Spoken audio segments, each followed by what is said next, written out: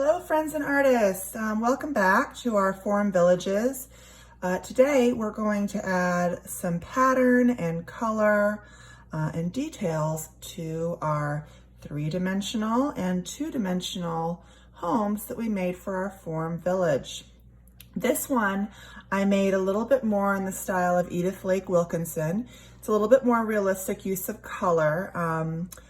I did not repeat, I just kind of used the same patterns over again. So this bumpy repeated line for the rooftops, horizontal straight line for the siding on the buildings.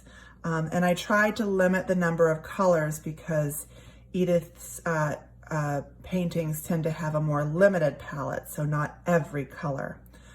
This one, I was a little bit more inspired by Carla Gerard, and I used lots of different patterns and lots of different colors, and not very realistic colors, more abstract, fanciful, creative use of color. And I added some interesting kind of fanciful details. I liked how Carla Gerard did that. So let's go to our blank village from last week and start adding some details and some patterns, and then later you can add some color. So in each building I'm going to go ahead and add a door.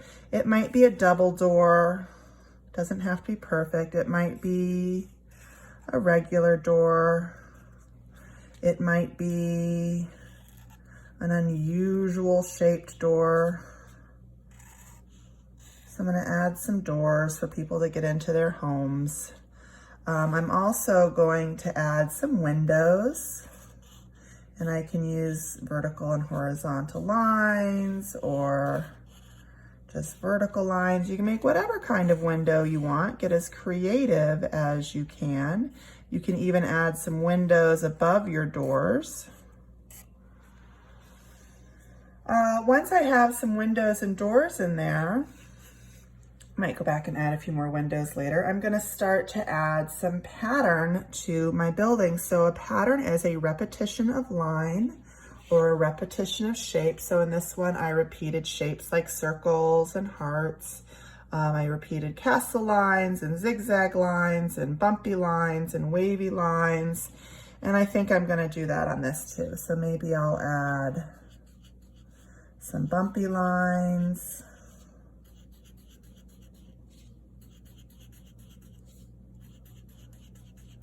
I could even alternate different kinds of lines like broken and bumpy. So clearly this I think is going to be a little bit more like Carla Gerard. I could add zigzag lines. I don't have to repeat a line. I could repeat a shape. Maybe I want to repeat polka dot shapes of different sizes.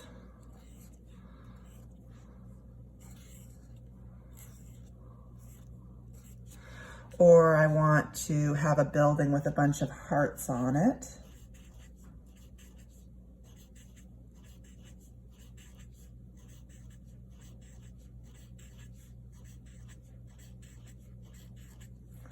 Maybe I'll put a big heart on it. There you go. So I'm just going to keep doing this, adding different patterns, whether it be repeating lines or repeating shapes.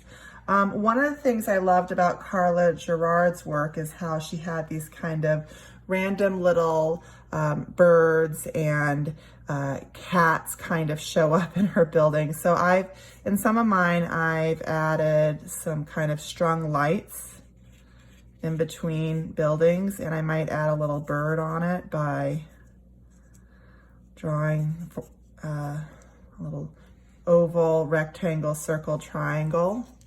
For a little tiny bird, oh, you have a hard time seeing that bird. There he is. Or maybe I'll do a little cat over here and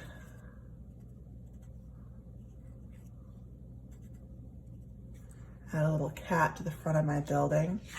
But really, it's up to you. I am so excited to see what kind of patterns you add, and whether or not you choose to go more fanciful and abstract like Carla Gerard, the contemporary artist, or whether you go a more realistic route like Edith Lake Wilkinson.